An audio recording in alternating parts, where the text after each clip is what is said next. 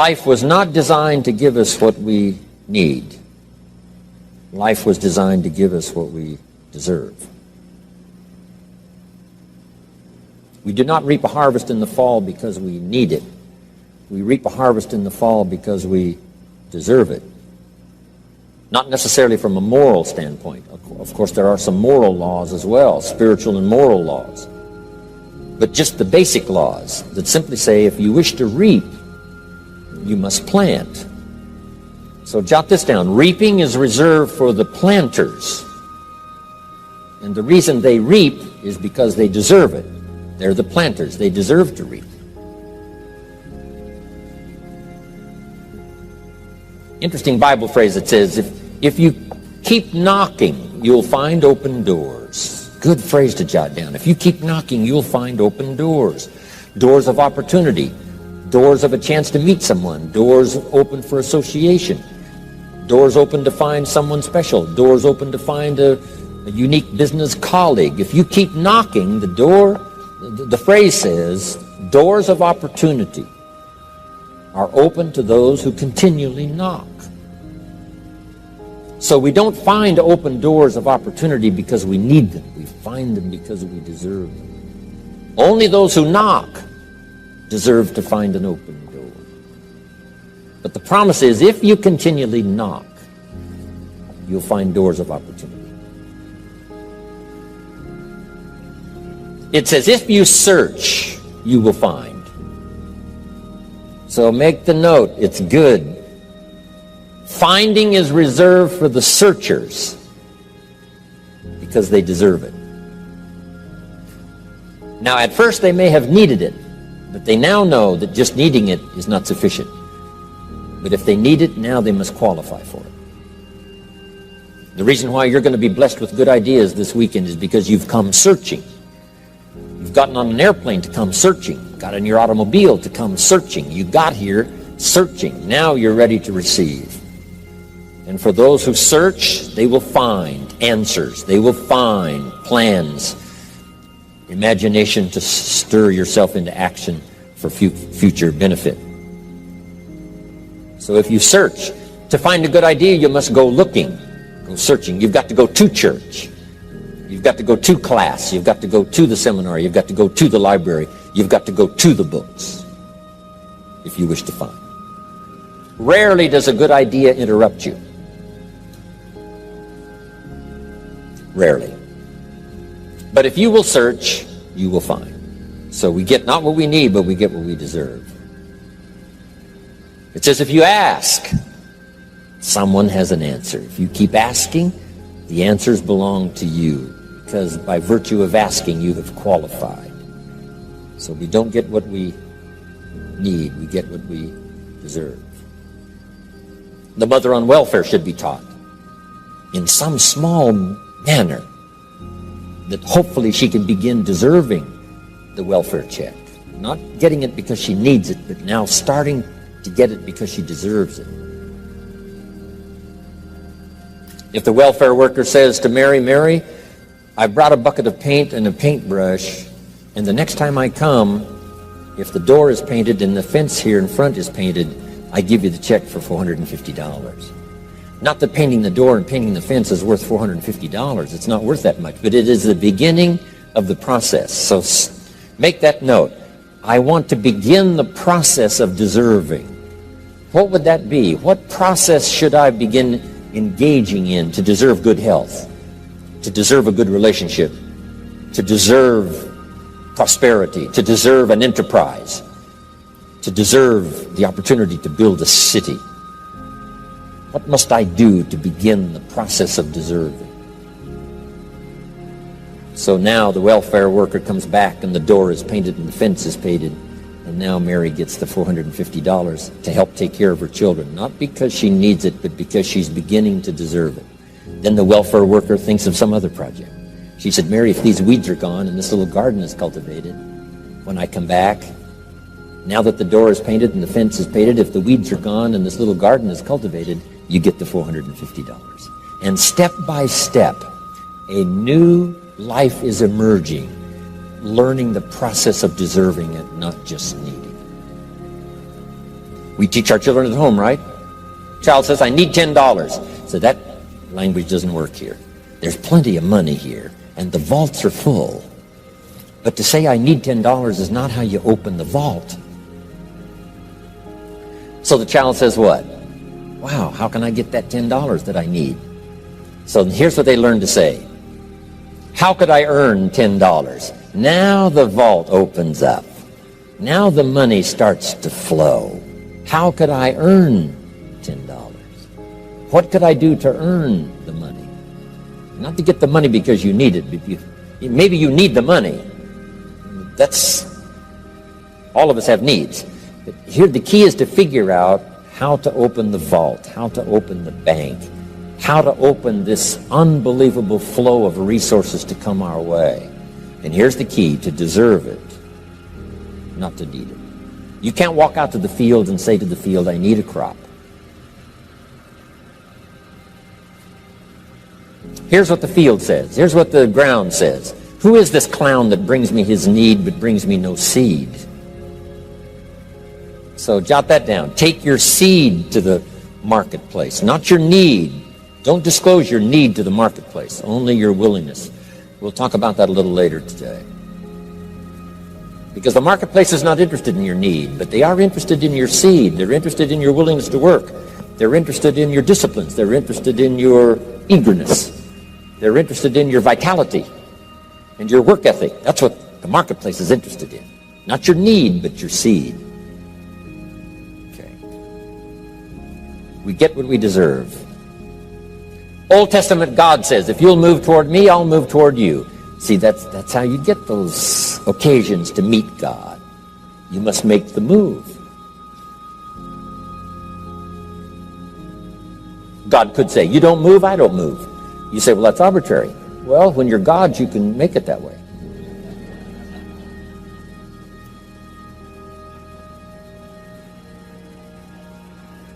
So, the law says if you wish to receive. Now let's talk about enlightened self-interest. If you wish to receive.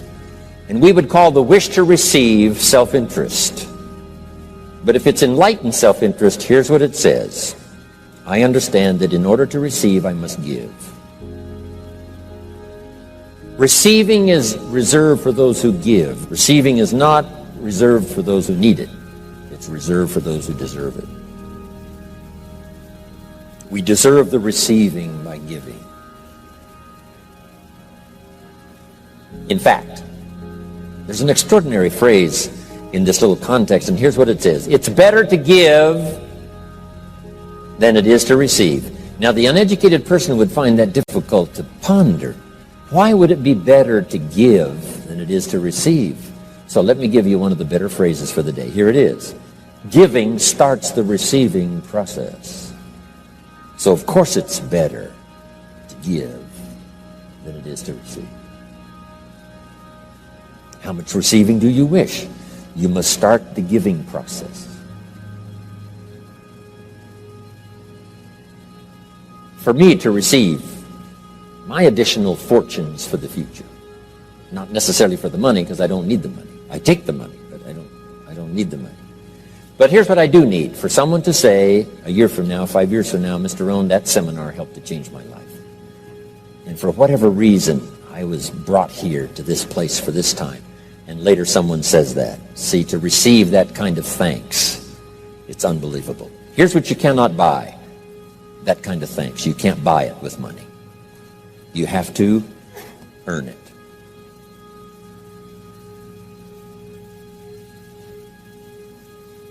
Now let's expand a little further now. It's called the law of riches and wealth. In our own self-interest, if we wish to be rich and wealthy and prosperous and healthy and all the valuable things we can think of for the human experience, how could we get there? It's understanding the law of enlightened self-interest and the law of deserving.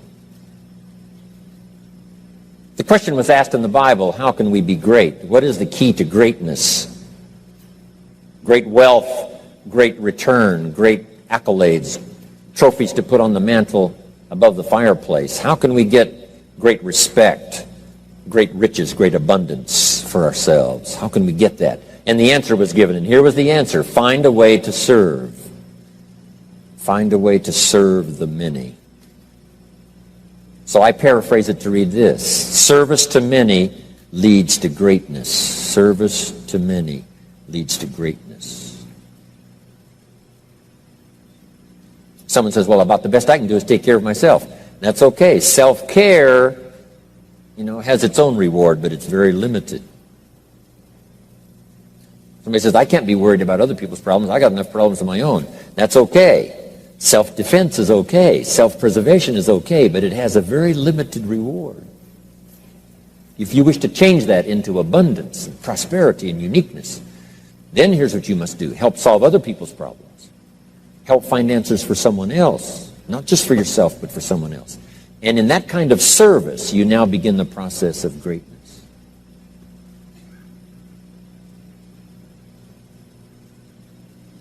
Someone asked the question, how can I be ruler over many? How could I manage a lot of people? How could I be the leader of a vast movement or enterprise? Here was the answer. Nothing wrong with that wish. We call that self-interest of the highest kind. Wishing to be the manager, the ruler, wishing to be presiding over many people. Here was the answer. Be faithful when the amounts are small. Be faithful when there's just a few. Be disciplined when there's only a few. That starts to entitle you to someday be ruler over many. You say, well, if I had a big organization, I'd really run it with a strong hand and I'd be a fabulous leader. But I've only got a few and I don't know where they are. See, that's not going to work. If you wish to preside over riches, you must start when the amounts are small. Someone says, oh, if I had a fortune, I'd really take good care of it, but I've only got a paycheck, I don't know where it goes. See, not knowing where it goes disqualifies you now for presiding over the fortune. We've all heard that, right? I don't know where it all goes. Did you ever hear that expression? Oh, we'd love to have you run the company. You don't know where it all goes. Somebody says, it just gets away from me. Oh, we'd love to have you run the world, right? It just gets away from you. Somebody says it's only pennies and it's only a few. Here's where you begin to qualify for abundance and riches and greatness and respect, is to be disciplined when the amounts are small. Someone finds it unique, right, that this many people would come and hear what I've got to say for a whole weekend, but this is not where I started. I started with just a few. But I was so on fire with the few, trying to translate for them in my awkward ways back then what had happened to me. My life got changed, my income got changed, my health got changed, everything got changed for the better. And now I've lived the most extraordinary life. But it started with my passion for just a few, to translate for just the few. Someone says, well, there's just a few here. Does this meeting matter when there's only a few? And the answer is yes. Jot this down. You never know who's in the audience. Whether it's a few or 1,000 or whatever. But you got to be faithful when there's just a few. Tell your story when there's just a few. Be just as passionate about ideas that can change someone's life when there's just a few. Now you begin. You're not fully qualified, but you begin the qualification to someday speak to many. Someday preside over a vast crowd. Someday be the manager or the leader of millions. It starts in those early days to deserve it. Now, jot this down. Also give yourself a chance to change. Some things I held on to that I thought this was it. I'm telling you, after a while I gave it up, found out it wasn't it. So give yourself a chance to change. Refine your philosophy. Refine your direction.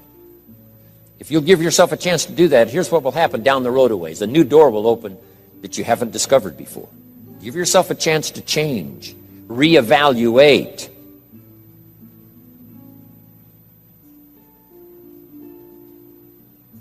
Okay.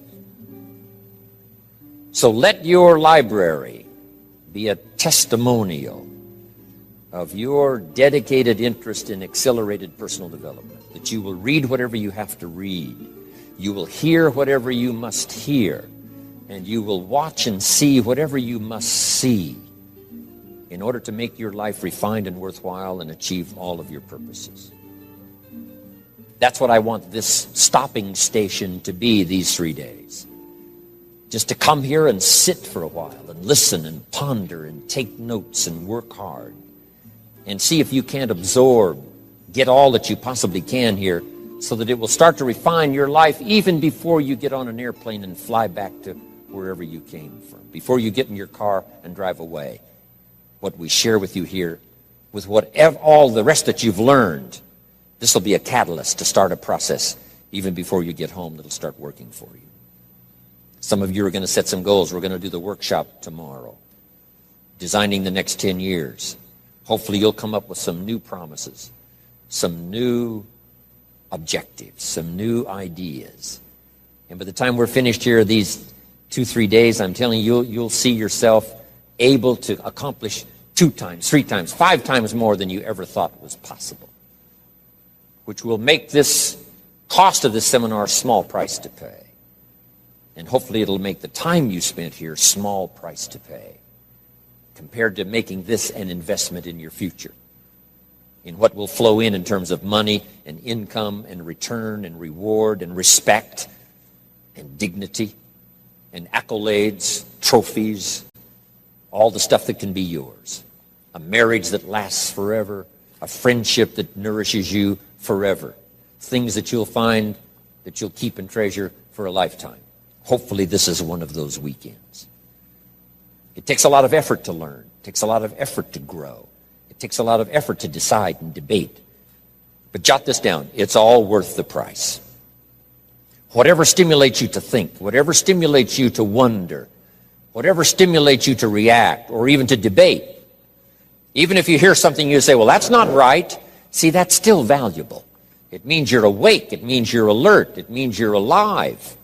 It means your mind is ready to take on something, whether it's agreeable or not agreeable. Something right, something wrong. Who cares what it is? We've got to listen to a variety of voices. And some are going to come from the left and some are going to come from the right. And some are going to come from mysterious sources. And some will try to entice you with all kinds of stuff. But that's okay. Just so you're alive and alert and awake, ready to process anything that comes your way. Take the best of it and make it beneficial for you, so that tomorrow you walk with a stronger step. Next month you see a clearer vision. And a month from now, the purpose for your life is multiplied by 2, 3, 5. That's what I want to create here. So, now, to hurry and get through, because we have so many subjects to cover, let's cover now some other things under personal development. Here's one that's important as you read and as you listen and as you study and as you grow and as you take notes and as you fill up your journal. And then try to work on the ideas to make yourself valuable in the marketplace. Here's something to remember under personal development, some things I had to learn. First, steps to success. First of all, you need good ideas. Just decide right now you're going to accelerate your plan for collecting good ideas. Ideas for your life, ideas for your health, ideas for your marriage, your relationships. Ideas that stimulate. One idea sometimes leads to the next, needs to the next. And the 4 or 5 ideas in the future that really thrust acceleration into your life, you couldn't have gotten unless you went through the first one and the second one and the third one. Next, you need good plans. We're going to talk about time management and game plans tomorrow.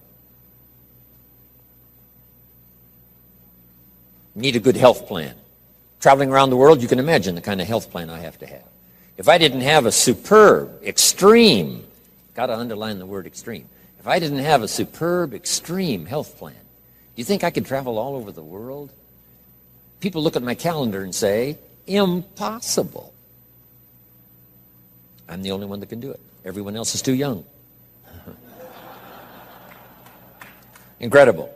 But I've got to be extremely healthy. I can't let up at all in terms of diet and nutrition, exercise, all that stuff in order to stay healthy. So a good health plan, a good family plan. Here's a good one, a good marriage plan. Some people just go along married with their fingers crossed. You've got to have a better plan than that. Some are whistling in the dark, hoping everything will work out. Not a good plan. You need a good plan for how to use the day. We'll talk about that tomorrow. Best kept secret of the rich, how to use your time. A good plan to meet the right people over the right amount of time to stimulate your life. You need a game plan for lifestyle. We'll talk about that later. So to succeed, we need good ideas and good plans. Here's the next. We have to learn to handle the passing of time. Because all of this takes time to learn, to grow, to change. Getting through the seasons takes time. The spring has a certain amount of time. The summer has time. The harvest has time. The winter has time. Learning to handle the passing of time. Jot this down if you're involved in business. You've got to give your project time. You've got to give your people time. Give people a chance to learn, chance to grow, chance to change. One of the great requirements, especially in such an industrialized, busy, mad, dashing society, and that is to have people patience.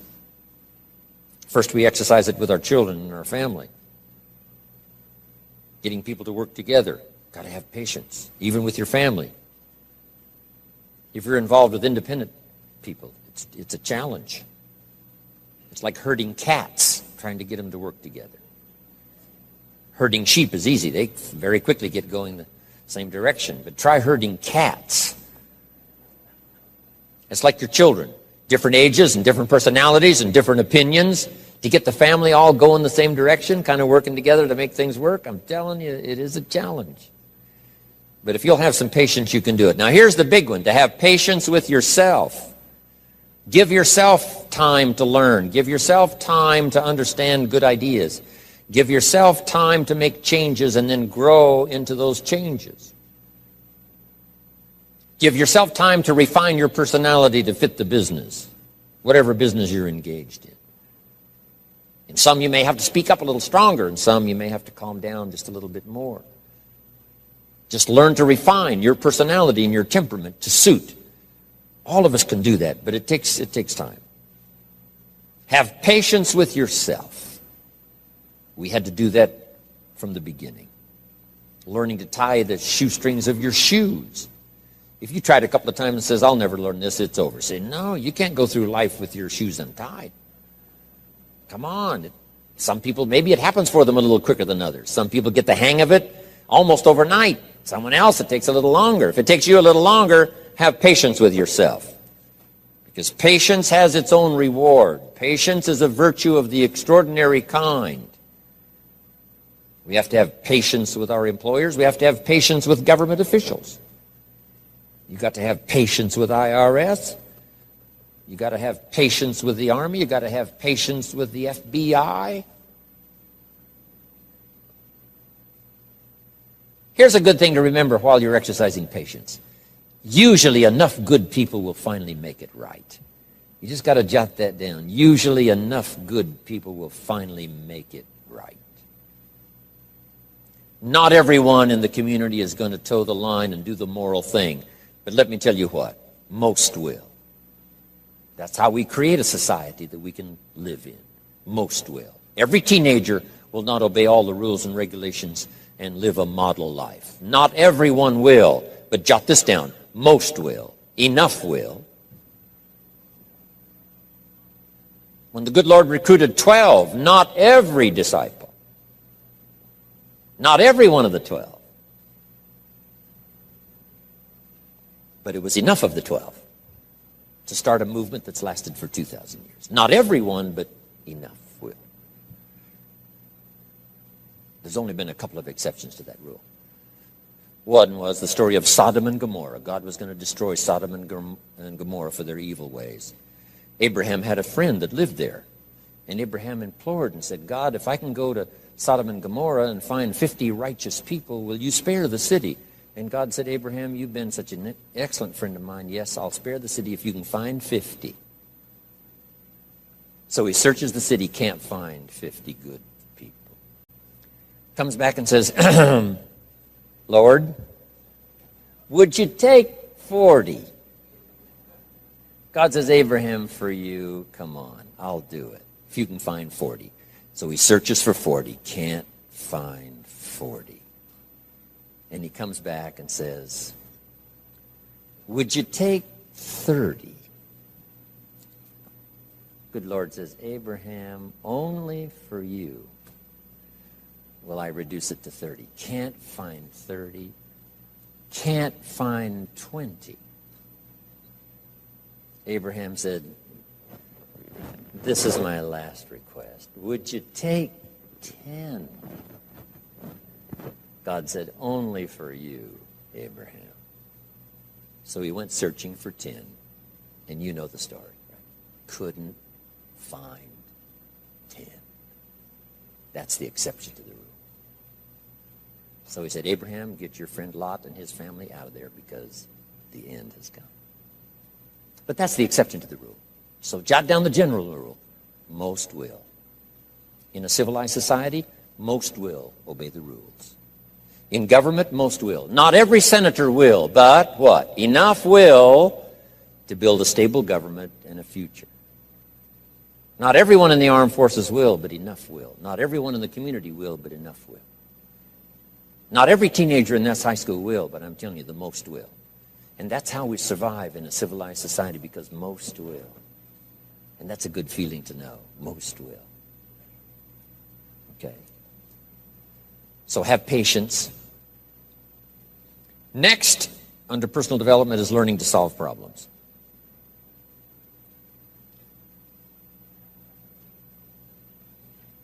By the way, having patience with the seasons takes time to develop the crop. You can't plant the seed, dig around it in a few days saying, where is it, where is it? And you can't really help. All you can do is nourish. Some people plant in the spring, leave in the summer. Just haven't got the patience to last. So next comes solving problems. Business problems, family problems, personal problems, financial problems, emotional problems. There's all kinds. Here's a good idea I found in solving problems. Every once in a while you've got to, I haven't got it here, but I can just describe it for you. Take a piece of paper, put a line down the center of the paper, and on the left side describe the problem. So just jot that down. A piece of paper in half, on the left side describe the problem. Sometimes it's a good idea to take a problem out of your head and put it on paper. We'll talk a little bit more tomorrow about how to think on paper. This is one of the ways to think on paper. Our mind usually is too busy sometimes to sort things out. So if you take it out of your mind, put it on paper, what is the problem? And you describe to the best of your ability what the problem is. And then ask this question, is that all of it? Because if you're going to prescribe something for the problem, you need to know what all of it is. When you've got it all listed, on the other side now of the paper is called answers and solutions. The problem on one side, answers and solutions on the other side. And now let me give you 3 questions. 3 questions that can help solve most any problem. Here are those questions. Number 1, what could I do? So just jot that down. What could I do? Then you start developing what we call working papers. And the working papers consist of making a list of the things you could do to solve this problem. Number 1, and you say, well, number 1 would take too long. I can see that right now. Let's go to number 2. Maybe that's the answer. Number 3, no, that isn't it. And let's say you've got several points now and you've done your best to try to solve the problem yourself and you can't solve it yourself. Here's the second question. What could I read? Maybe somebody spent a lifetime researching the problem you've got, and they've got some excellent answers from a lifetime of research. Maybe in your own journal you've taken notes before on something. You say, hey, I remember a class I took. Seems like there were some answers there, so you go back, do a little research. So under number 2 is research. And if you search, what? You will find. If you research, you will find. Search and research.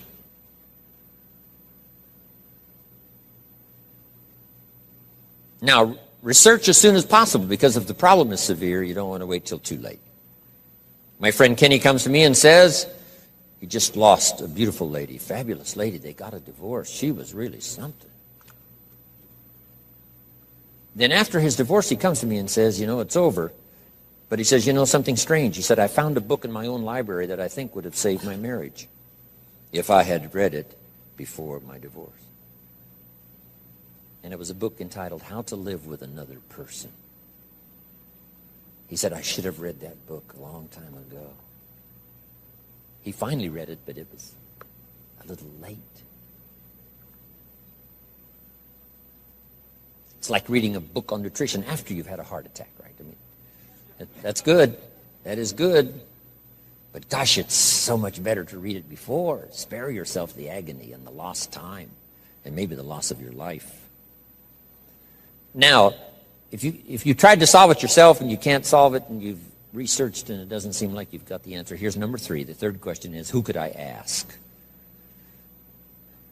Is there someone around me that might have the answer to my problem? Now, under that, put this. Don't ask first now. Try to solve it yourself. Develop some working papers. What you think you might do, that still isn't it. Here's some books I've read. This guy's crazy. This guy, no answers. Haven't got it. Now I ask. But if you now can show your working papers to who you ask, you can't believe how swift the answer will come. All of us have heard this, but let's remind ourselves one more time and put it in your notes. We all love to help people who, first of all, try to help themselves. And back to the philosophy of deserve. I've tried to work it out, haven't got the answer. Maybe you can help me. Somebody is very willing to help you if they know you've tried first to help yourself. It works that way with our children, right? My daughter Linda, before she got married, used to travel a lot. She comes to me and said, Daddy, I'm headed for Thailand. I said, wonderful. She said, I've saved up my money. I said, fantastic. She said, I've got $1,000. I said, wonderful. She said, the kids wanted to go here, wanted to go there. I didn't go. They wanted to buy this, wanted to buy that. I didn't buy. I got my money put aside, $1,000. I said, Linda, unbelievable. You must be my daughter. That's fantastic. Now she said, to make the trip, I only need a couple of thousand more. An easy 2,000, right? But she knew she couldn't get the whole 3. But she knew that if she worked hard to the best of her ability and put that first 1,000 together, the next 2 was easy, right? Okay. So, develop your working papers. Do your best to solve problems. Here's why you try to solve it on your own first. You need the mental and emotional muscle. You need the discipline. If you just quickly go to the answer, somebody that's got it, now you're not developing the muscle. You're not developing the discipline to solve your own problems, because there may come a day when there's no one else to ask. So you need the rhythm of learning, the rhythm of trying, the rhythm of seeing if you can do it first to build the emotional, mental muscle. Okay.